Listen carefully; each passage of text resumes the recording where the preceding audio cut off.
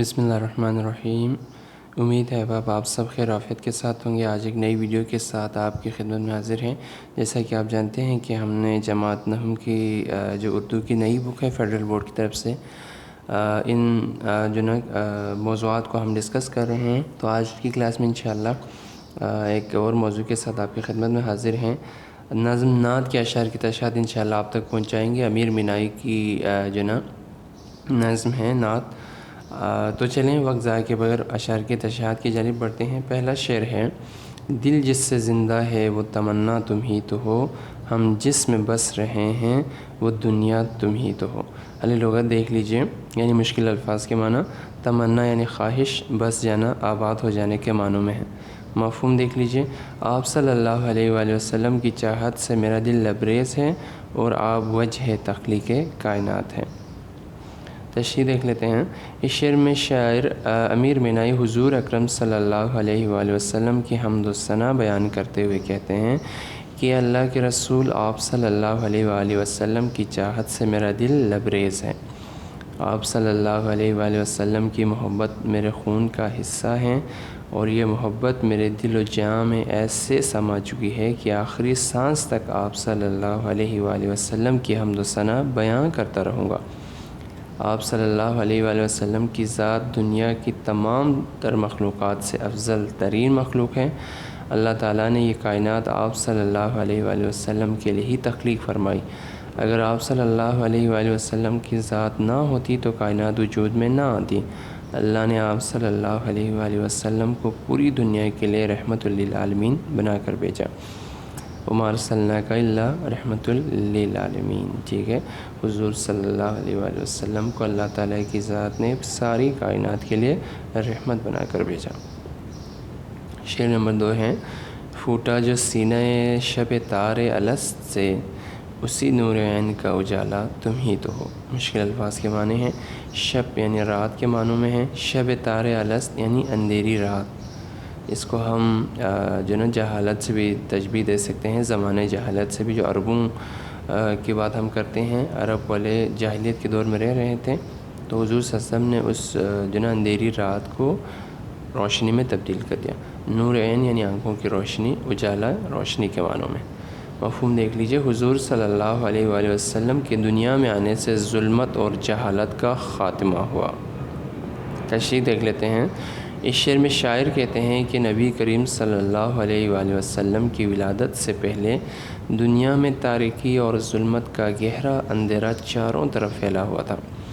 4 سو قتل و غارت گری کی حکومت قائم تھی۔ ظلم و ستم کا بازار گرم تھا۔ نہ کوئی یتیم کا پرسان حال تھا اور نہ بیوہ کا یار و مددگار۔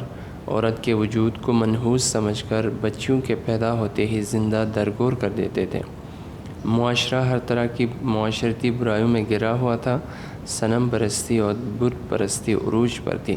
اس قدر بگڑے ہوئے معاشرے کو سدھارنا آسان نہ تھا، لیکن اللہ تعالیٰ نے آپ صلی اللہ علیہ وآلہ وسلم کے نور سے دنیا کو منور کر دیا، اور یقیناً آپ صلی اللہ علیہ وآلہ وسلم ساری دنیا کے لیے باعث رحمت بنا کر اللہ نے بھیجا تھا۔ آپ نے عرب کے پرآشوب معاشرے کو اپنے اخلاق، عمل، پرہیزگاری اور حسن سلوک سے بدلنے کا آغاز کیا۔ دین اسلام کی ترویج میں ہر طرح کی مصیبتیں اور پریشانیاں برداشت کی، اور پوری زندگی تبلیغ اور دعوت اسلام میں ایسے گزاری کہ دنیا کو بدل کر رکھ دیا اور عرب کے جاہل معاشرے کو اسلام کے نور سے منور کر دیا۔ ارشاد باری تعالیٰ ہے کہ اے رسول معظم صلی اللہ علیہ وآلہ وسلم، آپ اپنے رب کی راہ کی طرف حکمت اور عمدہ نصیحت کے ساتھ بلائیے اور ان سے بحث اس انداز میں کیجیے جو نہایت حسین ہو۔ سب کچھ تمہارے واسطے پیدا کیا گیا، سب غایتوں کی غایت اولا تم ہی تو ہو۔ مشکل الفاظ ہیں۔ غایت یعنی مقصد کے معنوں میں ہے، اولا یعنی سب سے اعلیٰ۔ مفہوم دیکھ لیں۔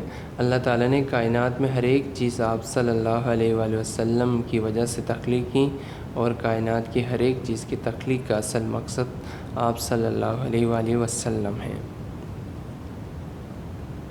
تشریح دیکھ لیتے ہیں۔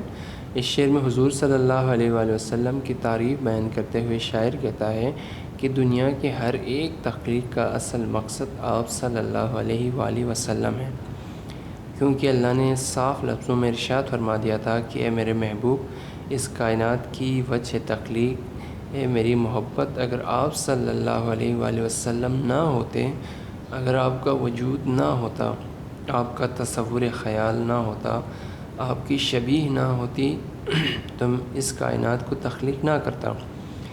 جب اللہ رب العزت نے نور محمدی صلی اللہ علیہ وآلہ وسلم کی تخلیق فرمائی، اس وقت اس کے علاوہ کسی شے کا وجود نہ تھا، کیونکہ ابھی تک کوئی تخلیق کرنے کی نوبت ہی نہیں آئی تھی۔ بس اللہ کی پہلی چاہت اور پہلی محبت نور محمد صلی اللہ علیہ وآلہ وسلم تھی، اور لفظ کن یعنی ہو جا تخلیق نور محمدی کے لیے ہوا، اور فیکون نور محمدی صلی اللہ علیہ وآلہ وسلم کی صورت میں ظاہر ہوا۔ اللہ تعالیٰ نے اس کائنات کے ہر ایک شے کو آپ صلی اللہ علیہ وآلہ وسلم کے لیے ہی تخلیق فرمایا۔ یقیناً آپ صلی اللہ علیہ وآلہ وسلم ہی دنیا کے وجود کی سب سے بڑی وجہ ہے۔ نگاہ عشق و مستی میں وہی اول، وہی آخر، وہی قرآن، وہی فرقان، وہی یاسین، وہی طٰہٰ۔ اگلا شعر ہے: جلتے ہیں جبرائیل کے پر جس مقام پر، اس کی حقیقتوں کا شناسہ تم ہی تو ہو۔ مشکل الفاظ ہیں۔ جبرائیل یعنی فرشتے کا نام ہے، شناسہ کے معنی ہے جاننے والا۔ مفہوم دیکھ لیجئے۔ حضور صلی اللہ علیہ وآلہ وسلم کو اللہ تعالیٰ نے دنیا کے ہر ایک راز سے واقف کر دیا ہے۔ اللہ کی ذات کے بعد آپ صلی اللہ علیہ وآلہ وسلم دنیا کے تمام تر رازوں سے واقف ہے۔ تشریح دیکھ لیتے ہیں۔ اس شعر میں شاعر نے صنعت تلبیہ کا سہارا لیتے ہوئے واقعہ معراج کو بیان کیا ہے کہ جب میرے رسول صلی اللہ علیہ وآلہ وسلم کو اللہ نے اپنے پاس بلا لیا، تب سفر معراج کا آغاز ہوا۔ ارشاد باری تعالیٰ ہے کہ قسم ہے اس ستارے یعنی محمد صلی اللہ علیہ وآلہ وسلم کی، جو زمین سے اور مکان کی ساری وسعتیں اور منزلیں طے کر کے اتنی تیزی اور تیز رفتاری سے زمین کی طرف واپس پلٹا کہ وہ سفر جو کروڑوں سالوں میں بھی طے نہیں ہوتا، آن واحد میں اس طرح مکمل ہوا کہ جب وہ کائنات میں واپس آیا تو اس کے دروازے کی کنڈی اسی طرح ہل رہی تھی اور وضو کا پانی اسی طرح بہہ رہا تھا۔ حضور صلی اللہ علیہ وآلہ وسلم براق پر سوار ہوئے بیت المقدس پہنچے۔ آپ صلی اللہ علیہ وآلہ وسلم نے حضرت موسیٰ کی زیارت کی، باب محمد صلی اللہ علیہ وسلم پر پہنچے اور براق سے نیچے اترا۔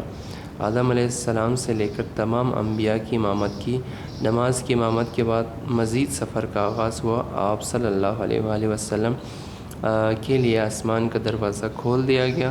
انبیاء و ملائکہ نے خوش آمدید کرتے ہوئے دیدار کا شرف حاصل کیا۔ اسی طرح ساتویں آسمان پر پہنچ کر عرش معلیٰ کی سیر کرتا رہا۔ آسمانوں نے آپ صلی اللہ علیہ وآلہ وسلم کے قدم بوسی کا اعزاز پایا۔ ملائکہ آپ کی راہ میں آنکھیں بچھاتے رہے، لیکن جب سدرۃ المنتہا کا مقام آیا تو جبرائیل رک گئے، کیونکہ اگر ایک قدم بھی آگے بڑھ جاتا تو جبرائیل کے پر جل جاتے۔ آپ صلی اللہ علیہ وآلہ وسلم رف کی سواری کرتے ہوئے لامکان کی حدود میں داخل ہو گئے اور اللہ تعالیٰ سے ہم کلام ہونے کا شرف پایا۔ ارشاد ہوا کہ حبیب، تھوڑی دیر کے لیے ٹھہر جا، تیرا رب تیرے قریب آ رہا ہے۔ اگلا شعر ہے: دنیا میں رحمت دو جہاں اور کون ہے، جس کی نہیں کوئی نظیر، وہ تنہا تم ہی تو ہو۔ رحمت دو جہاں، کائنات کے لیے رحمت، تنہا اکیلا، نظیر یعنی مثال۔ آپ صلی اللہ علیہ وآلہ وسلم تمام جہانوں کے لیے باعث رحمت ہیں۔ تشریح دیکھ لیتے ہیں۔ اس شعر میں شاعر رسول مکرم صلی اللہ علیہ وآلہ وسلم کی تعریف بیان کرتے ہوئے کہتا ہے کہ تاجدار رسالت نبیوں، رسولوں اور فرشتوں کے لیے باعث رحمت ہیں۔ دین و دنیا، انسانوں اور جنات، نباتات و جمادات، الغرض دنیا میں جتنی چیزیں موجود ہیں ان سب کے لیے باعث رحمت ہیں۔ آپ صلی اللہ علیہ وآلہ وسلم نہ صرف ایمان والوں کے لیے باعث رحمت ہیں، بلکہ جنہوں نے ایمان نہ لایا ان کے لیے بھی رحمت کا باعث ہیں، کیونکہ آپ صلی اللہ علیہ وآلہ وسلم کی وجہ سے ان کی دنیاوی عذاب مؤخر کر دیا گیا۔ اس کے علاوہ زمین دسانے کا عذاب، شکلیں بگاڑ دینے کا عذاب اور جڑ سے اکھاڑ دینے کا عذاب اٹھا دیا گیا۔ دنیا میں کم و بیش 1,24,000 انبیاء تشریف لائے، لیکن آپ صلی اللہ علیہ وآلہ وسلم جیسا رتبہ کسی کو حاصل نہ ہوا، کیونکہ آپ صلی اللہ علیہ وآلہ وسلم وہ ہستی ہے جس کے لیے اللہ نے کائنات کو تخلیق کیا تھا۔ نہ کوئی آپ جیسا ہے، نہ کوئی آپ جیسا تھا۔ کوئی یوسف سے پوچھے مصطفیٰ کا حسن کیسا تھا، زمین و آسمان میں کوئی مثال نہ ملی۔ اگلا شعر دیکھ لیجئے۔ جو ماسوا کی حد سے بھی آگے گزر گیا، اے رہنورد جادہ اسرا تم ہی تو ہو۔ ماسوا علاوہ، رہنورد مسافر کے معنوں میں ہے، حد یعنی مقام، مقررہ مقام، جادہ اسرا یعنی راہ یا راستے کے معنوں میں۔ مفہوم دیکھ لیجئے۔ تمام دنیا کے تخلیق کی اصل وجہ آپ صلی اللہ علیہ وآلہ وسلم ہے۔ اگر آپ صلی اللہ علیہ وآلہ وسلم کی ذات نہ ہوتی تو دنیا بھی نہ ہوتی۔ تشریح دے لیتے ہیں۔ اس شعر میں شاعر نے حضور اکرم صلی اللہ علیہ وآلہ وسلم کی تعریف بیان کرتے ہوئے کہا ہے کہ نبی مکرم صلی اللہ علیہ وآلہ وسلم دنیا کے تمام انسانوں، فرشتوں اور انبیاء سے بھی زیادہ بہترین اور نیک ہیں۔ اللہ تعالیٰ نے جو رتبہ اور مقام آپ صلی اللہ علیہ وآلہ وسلم کو عطا کیا ہے، وہ کسی اور کے حصے میں نہیں آیا۔ اللہ تعالیٰ نے آپ صلی اللہ علیہ وآلہ وسلم کو جب عرش پر بلایا تو یہ سفر آسان نہ تھا۔ یہ سفر عمومی اعتبار سے طویل اور مشکل ترین سفر تھا، لیکن اتنی مسافت اور دشوار گزار سفر کو اللہ نے اپنے محبوب کے لیے اتنا مختصر کر دیا کہ ایک مختصر دورانیے میں عرش کا سفر مکمل کرنے اور اللہ سے ہم کلام ہونے کا شرف حاصل ہوا۔ اگلا شعر ہے۔ مجھ پر خطا کی لاج تمہارے ہی ہاتھ ہے، مجھ ننگ دو جہاں کا وسیلہ تم ہی تو ہو۔ پر خطا یعنی گنہگار، لاج یعنی عزت، ننگ کے معنی ہے باعث شرمندگی، وسیلہ ذریعہ۔ مفہوم دیکھ لیجئے۔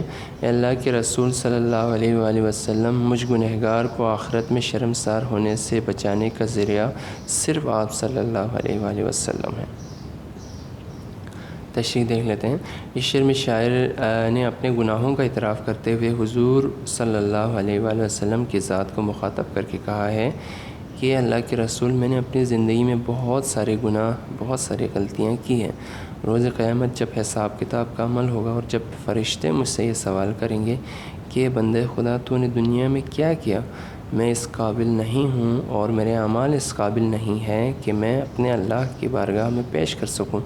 اے اللہ کے رسول، جب حساب کتاب کا عمل ہو رہا ہوگا، کوئی کسی کی مدد کو تیار نہ ہوگا، اس وقت بھی ہماری نظریں آپ صلی اللہ علیہ وآلہ وسلم پر مرکوز ہوں گی۔